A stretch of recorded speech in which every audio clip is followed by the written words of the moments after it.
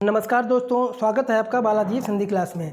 तो प्यारे दोस्तों, इस क्लास में हम यूपी पुलिस का सेट लेके आए हैं जो कि पिछले एग्ज़ाम में आए हुए क्वेश्चन हैं। जो कि ये सेट आपका जो है पिछला जो एग्ज़ाम निरस्त हो चुका है यूपी पुलिस कांस्टेबल भर्ती का, वो पूरा पेपर आपके सामने मैं लेकर आया हूँ। आज से आप लोग देखोगे कि किस प्रकार से यूपीपी एग्ज़ाम में प्रश्न पूछती है और उसी लेवल से मैं आपको प्रैक्टिस सेट पर डे करवाता रहूँगा। तो चलिए आज हम स्टार्ट करते हैं पिछले आए हुए प्रश्नों को, जो कि 2023 में निरस्त हुआ पेपर है। तो चलिए स्टार्ट करते हैं। आज का पहला जो क्वेश्चन है जीके जीएस का है, जो कि भारतीय संविधान के अनुसार अनुच्छेद 14 से 18 निम्न में से किस अधिकार से संबंधित है। देखिए प्यारे दोस्तों, आपके सामने प्रश्न दिया गया है, आप उत्तर को गेस करिए, क्योंकि आप पहले भी इसको दे चुके हैं और आप फिर भी आप अपना गेस लगाइए कि इसमें उत्तर क्या होगा। तो पहले देखिए इसका उत्तर क्या होगा। तो हमारा उत्तर इसका हो जाएगा ऑप्शन नंबर बी, समता का अधिकार, जो कि 14 से 18 के अंतर्गत समता का अधिकार आता है। प्यारे दोस्तों, अगर देखा जाए 14 से 18 समता का अधिकार संबंधित है, ये किस में आता है? ये भाग प्यारे दोस्तों 3 में आता है। भाग 3 में आता है, जो कि अनुच्छेद 12 से 35 तक मूल अधिकारों का विवरण उल्लिखित है। 12 से 35 तक जो है प्यारे दोस्तों मूल अधिकारों का विवरण लिखित है, जो कि इसको मैग्ना कार्टा भी कहा जाता है। प्यारे दोस्तों, चलिए हम देख लेते हैं सारे अनुच्छेदों के बारे में जो इंपॉर्टेंट हैं। देखिए समता का अधिकार किससे संबंधित है? ये आपका 14 से 18 तक समता का अधिकार यानी समानता का अधिकार है। अगला आपका स्वतंत्रता का अधिकार है, जो कि 19 से 22 तक जो आपका है स्वतंत्रता का अधिकार। अगला आपका 23 से 24 तक जो है उसको 23 से प्यारे दोस्तों 23 से 24 तक इसको बोलते हैं शोषण के विरुद्ध अधिकार अनुच्छेद। अगला आपका अनुच्छेद 25 से 28 तक है, इसको बोलते हैं धार्मिक। 25 से प्यारे दोस्तों 28 तक इसको बोलते हैं धार्मिक स्वतंत्रता का अधिकार। अगला आपका है 29 से 30 तक प्यारे दोस्तों, 29 से 30 तक जो अनुच्छेद है इसको बोलते हैं संस्कृति तथा शिक्षा संबंधी अधिकार। अगला आपका लास्ट वाला जो है अनुच्छेद 32 प्यारे दोस्तों, अनुच्छेद 32 को संवैधानिक उपचारों का अधिकार बोलते हैं। तो ये प्यारे दोस्तों भाग 3 में इतने अधिकार अनुच्छेद आते हैं जो कि इम्पॉर्टेंट हैं। और भी बहुत सारे हैं, लेकिन ये इंपॉर्टेंट है जिसके बारे में मैंने आपको बता दिया। तो चलिए इस प्रश्न का उत्तर हमारा हो गया प्यारे दोस्तों ऑप्शन नंबर बी। चलिए आगे बढ़ते हैं। अगला क्वेश्चन हमारा है, निम्नलिखित में से कौन सा दिन अंतर्राष्ट्रीय श्रमिक दिवस के रूप में मनाया जाता है? दोस्तों तो आपका ऑप्शन नंबर क्या सही हो जाएगा प्यारे दोस्तों? ऑप्शन नंबर आपका देखिए आया हुआ क्वेश्चन है, इस प्रकार के यूपीपी क्वेश्चन पूछती है। तो देखिए ये आपका है ऑप्शन नंबर बी, जो ऑप्शन नंबर बी 1 मई सही हो जाएगा। दोस्तों इससे संबंधित कुछ और हम इंपॉर्टेंट क्वेश्चनों को देख लेते हैं, जो कि आपका जैसे 10 जनवरी, आपका 10 जनवरी इसको का विश्व हिंदू दिवस के रूप में मनाया जाता है। 10 जनवरी को विश्व हिंदी दिवस के रूप में प्यारे दोस्तों मनाया जाता है। अगला आपका है 4 फरवरी। दोस्तों 4 फरवरी ये भी इंपॉर्टेंट है, जो कि विश्व कैंसर दिवस के रूप में हम लोग मनाते हैं। अगला 24 मार्च, जो कि विश्व क्षय दिवस के रूप में मनाते हैं। 24 मार्च को प्यारे दोस्तों विश्व क्षय दिवस के रूप में मनाते हैं। अगला आपका है 7 अप्रैल, जो कि विश्व स्वास्थ्य दिवस के रूप में मनाते हैं। दोस्तों 7 अप्रैल को हम विश्व स्वास्थ्य दिवस के रूप में मनाते हैं। और 22 अप्रैल को विश्व पृथ्वी दिवस के रूप में प्यारे दोस्तों हम मनाते हैं। अगला 31 मई जो तंबाकू निषेध दिवस के रूप में मनाते हैं। और 29 मई राष्ट्रीय सांख्यिकी दिवस के रूप में मनाते हैं। तो ये इंपॉर्टेंट कुछ दिवस रहे जिनके बारे में मैंने आपको बताया। तो चलिए इस प्रश्न का उत्तर हमारा ऑप्शन नंबर बी प्यारे दोस्तों सही हो गया। चलिए आगे बढ़ते हैं। निम्नलिखित में से कौन सा अम्ल पालक में मौजूद होता है? देखिए तो बताइए कौन सा अम्ल पालक में मौजूद होता है प्यारे दोस्तों? तो आपका ऑप्शन नंबर दोस्तों सही हो जाएगा। Option number A oxalic acid जो है मौजूद रहता है, जो ऑप्शन नंबर ए है प्यारे दोस्तों। और हम देख लेते हैं जैसे कि सिरका में कौन सा होता है अम्ल? सिरका में होता है आपका एसिटिक अम्ल। क्या होता है आपका? सिरका में एसिटिक अम्ल होता है। अगर हम कहें नींबू और संतरा में कौन सा अम्ल होता है, तो इसमें होता है प्यारे दोस्तों साइट्रिक अम्ल। प्यारे दोस्तों क्या होता है आपका? साइट्रिक अम्ल होता है। अगला आपका चींटी के डंक में कौन सा अम्ल होता है? तो प्यारे दोस्तों इसमें होता है फार्मिक अम्ल। क्या होता है प्यारे दोस्तों? फार्मिक अम्ल प्यारे दोस्तों होता है। अगला आपका इमली और अंगूर में क्या होता है, जो कि इंपॉर्टेंट है, इसमें आपका होता है टार्टरिक अम्ल। दोस्तों। तो ये कुछ विशेष अम्ल रहे जिसके बारे में मैंने आपको बता दिया। तो चलिए इसका उत्तर आपका ऑप्शन नंबर बी प्यारे दोस्तों सही हो गया।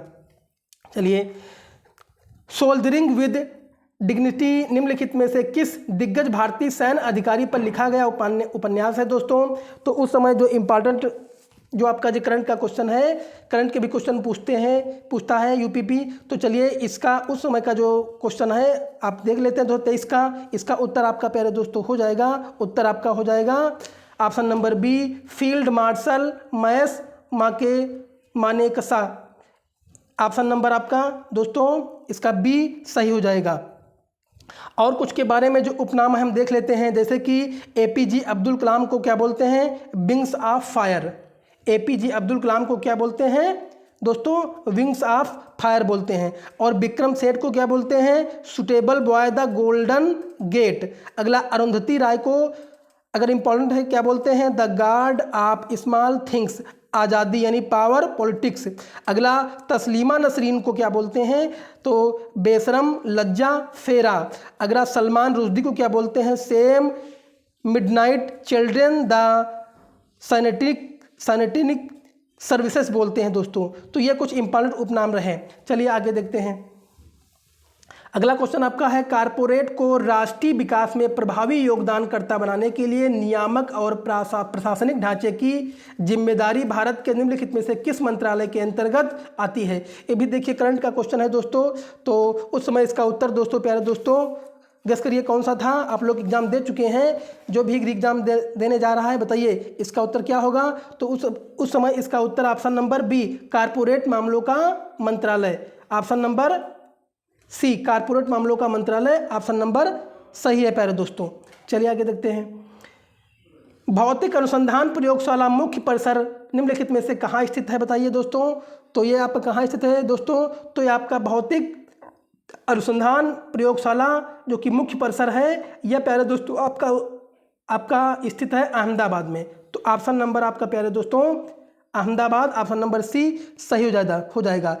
इससे समय कुछ और हम अनुसंधान के बारे में देख लेते हैं, जैसे कि सेमी कंडक्टर प्रयोगशाला कहाँ स्थित है दोस्तों, यह आपका चंडीगढ़ में स्थित है दोस्तों। कहाँ है आपका, चंडीगढ़ में प्यारे दोस्तों स्थित है। अगला आपका अंतरिक्ष अनुप्रयोग केंद्र कहाँ है, ये जो आपका कहाँ है, अहमदाबाद में है। अगला राष्ट्रीय वायुमंडलीय अनुसंधान प्रयोगशाला ये क्या है दोस्तों, ये आपका कहाँ है, तिरुपति में प्यारे दोस्तों। कहाँ पे आपका, तिरुपति में है। अगला तरल प्रणोदय प्रणाली केंद्र ये भी इम्पॉर्टेंट है, ये भी आपका कहाँ है, तिरुवनंतपुरम में है। और भारत इलेक्ट्रॉनिक लिमिटेड ये कहाँ है आपका दोस्तों, ये आपका बेंगलुरु में है।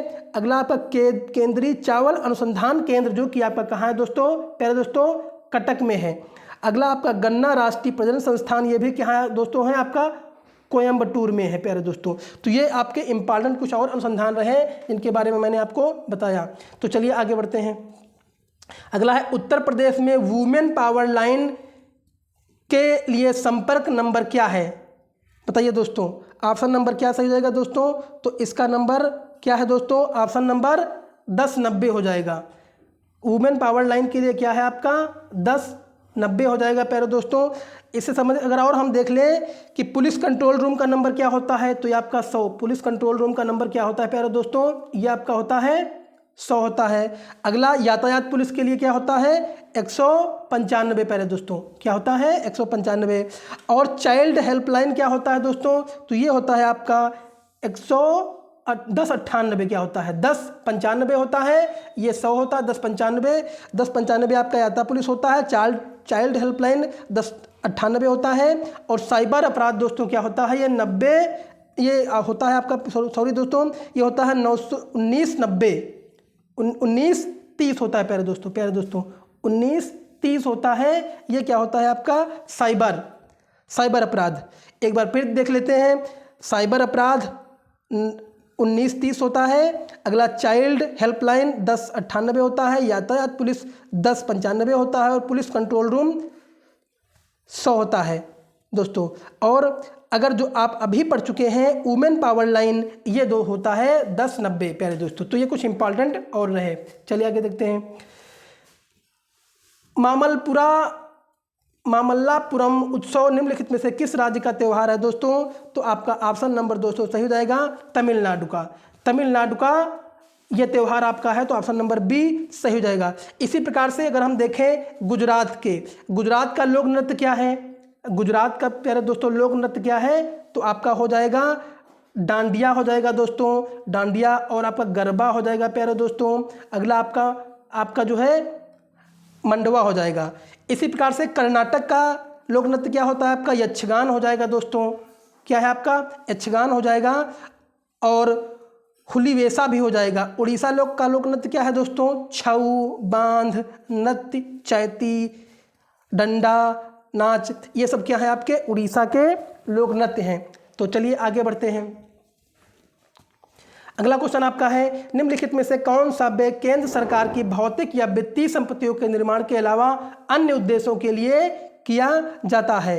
तो बताइए दोस्तों, आपका ऑप्शन नंबर क्या सही हो जाएगा इसका? ये ऑप्शन नंबर दोस्तों सही हो जाएगा राजस्व व्यय। तो आपका ऑप्शन नंबर इसका क्या हो जाएगा? राजस्व व्यय, जो कि केंद्र सरकार की भौतिक या वित्तीय संपत्तियों के निर्माण के अलावा अन्य उद्देश्यों के लिए भी किया जाता है। कौन? राजस्व व्यय। चलिए आगे देखते हैं। प्राचीन जैन और बौद्ध ग्रंथों के अनुसार कितने महाजनपद थे? बताइए कितने महाजनपद थे दोस्तों? तो आपका ऑप्शन नंबर कौन सा सही हो जाएगा? ऑप्शन नंबर आपका सही हो जाएगा 16 महाजनपद थे। कौन कौन से थे? तो आप लोग सुन सकते हैं। पहला आपका है कुरु, पंचाल, सूरसेन, वत्स, कौशल, मम्मल, काशी और चेद। ये सब क्या है आपके? ये आपके जो हैं 16 महाजनपद थे। दोस्तों आप लोग इसको वीडियो को पूरा देखना, और कान में लीड अगर आप नहीं लिख सकते हो तो आप लोग कान में लीड लगा करके उसको सुन लो, क्योंकि आप एक बार एग्जाम दे ही चुके हो, और दोबारा अगर इस सारे क्वेश्चनों की व्याख्या के साथ आप सुन लेंगे तो आपको सारे क्वेश्चन याद हो जाएंगे प्यारे दोस्तों। तो चलिए आगे बढ़ते हैं। अगला क्वेश्चन हमारा अगला है, निम्नलिखित में से कौन उत्तर प्रदेश के जिलों में सर्वोच्च रैंकिंग वाले पुलिस अधिकारी हैं? तो बताइए कौन सा आपका है ऑप्शन नंबर प्यारे दोस्तों क्या सही जाएगा? तो ऑप्शन नंबर आपका इसमें डीसीपी है या पीएसआई है, या फिर आपका दोस्तों एसीपी है या एसपी है? तो आपका ऑप्शन नंबर दोस्तों सही हो जाएगा एसपी, पुलिस अधीक्षक, एसपी दोस्तों, superintendent of police. Option number इसका दोस्तों डी सही हो जाएगा। जो कि थोड़ा देख लेते हैं कि जिलों में सर्वोच्च रैंकिंग वाले पुलिस अधिकारी कौन कौन से होते हैं। जैसे कि आपका डीजीपी, पुलिस महानिदेशक, अतिरिक्त पुलिस महानिदेशक एडीजीपी, अगला आपका होता है पुलिस महानिरीक्षक जिसको आईजी बोलते हैं, अगला डीआईजी है, अगला वरिष्ठ पुलिस अधिकारी के लिए एसएसपी, अगला एसपी होता है, अपर पुलिस अधीक्षक होता है, अगला सहायक एसपी या डिप्टी एसपी होता है। तो ये सब बहुत सारे जो है इस अधिकारी रैंक के पद हैं। तो चलिए आगे देखते हैं। अगला है, निम्नलिखित में से कौन सी फसल खरीफ की फसल नहीं है दोस्तों? बताइए कौन सी फसल खरीफ की फसल दोस्तों नहीं है? तो आपका ऑप्शन नंबर दोस्तों सही हो जाएगा ऑप्शन नंबर सी, जो कि खरीफ की फसल नहीं है, ये रबी की फसल है। अगर हम देखते हैं कि खरीफ की फसल में कौन कौन सी फसलें आती हैं, जैसे कि आपका चावल, खरीफ की फसल में कौन कौन सी आती हैं? तो आपका हो जाएगा चावल, अगला क्या है आपका ज्वार हो जाएगा दोस्तों, अगला आपका बाजरा हो जाएगा प्यारे दोस्तों, अगला आपका मक्का हो जाएगा, कपास हो जाएगा, अगला मूंगफली हो जाएगा, जूट हो जाएगा, गन्ना हो जाएगा, हल्दी और दालें। ये सब क्या है दोस्तों? खरीफ की प्यारे दोस्तों फसलें हैं। अगला रबी की फसलें कौन कौन सी हैं अगर देख लेते हैं तो आपका गेहूं हो जाएगा, आलू हो जाएगा, मटर हो जाएगा, चना हो जाएगा, अलसी हो जाएगा और सरसों भी हो जाएगा।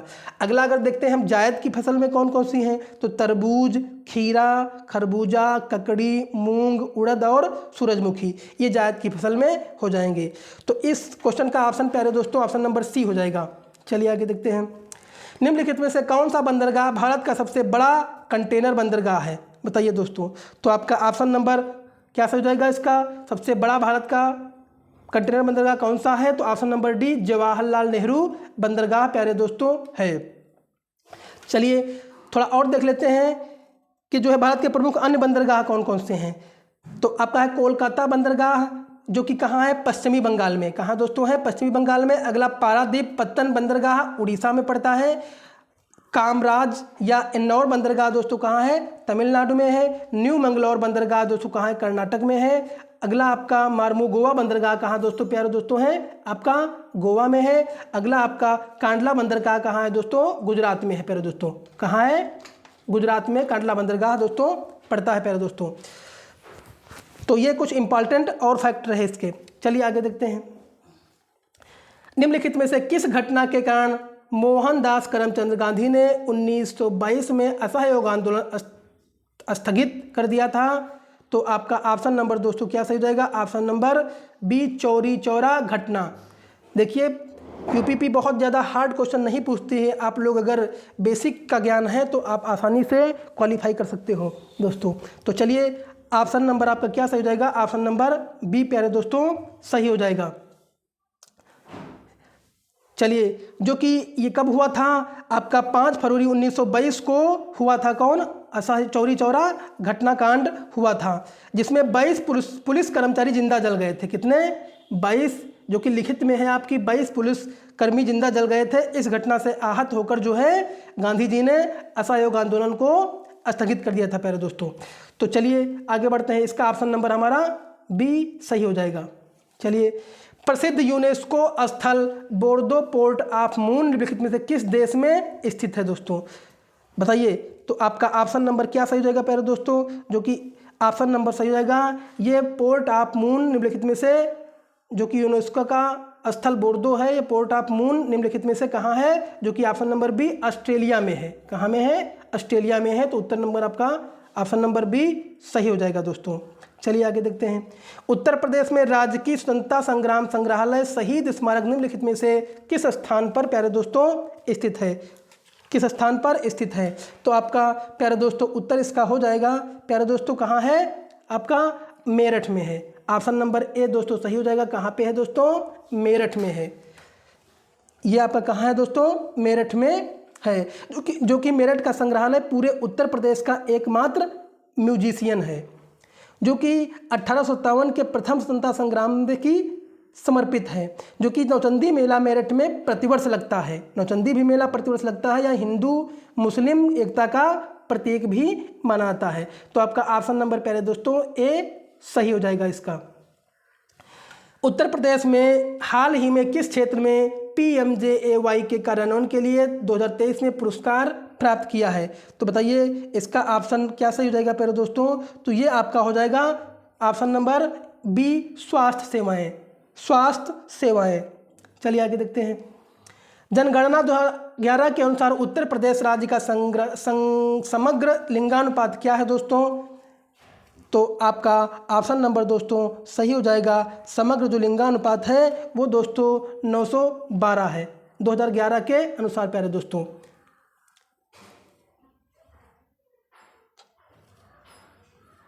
कितना है दोस्तों? आगे देखते हैं, 1 मिनट।